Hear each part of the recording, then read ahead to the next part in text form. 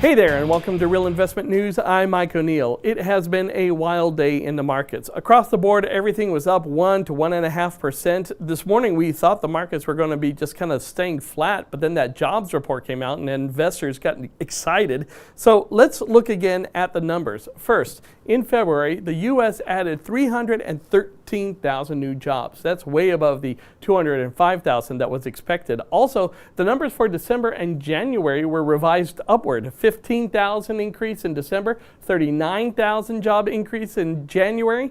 So that brought the unemployment rate down to actually no change at all. The unemployment rate stayed at 4.1%. Now, why? Well, it's because of the one metric that we like to talk about every time this month, the labor force participation rate. Now, this is the percentage of people who are working or looking for work. Now, that increased to 63%, and that's actually up from 62.7 where it had been for a while. Now, this is the highest in September, but still far below the levels we saw in the late 90s. In fact, this rate is right around the levels we saw in the late 70s. The question is, with unemployment so low, why are so many people staying out of the job market?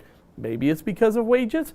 Right now, they are still flat. They grew 2.6% year over year, lower than the 2.8% that was expected. In fact, January's 2.9% jump was revised down to 2.8%. But in a way, this actually might be good news because the growth in job numbers means the Federal Reserve will almost certainly increase interest rates later this month.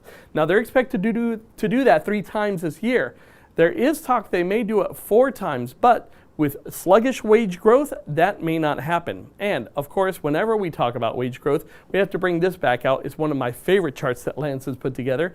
This is showing the breakdown between the top 20% and the bottom 80% on who gets the increase in wages. As you can see, this column here shows the top 20%, they got their wages increased 5.26%. The bottom 80%, 1.76. It doesn't go up evenly.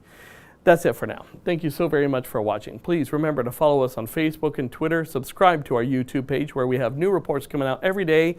I'm Mike O'Neill, and we'll see you next week.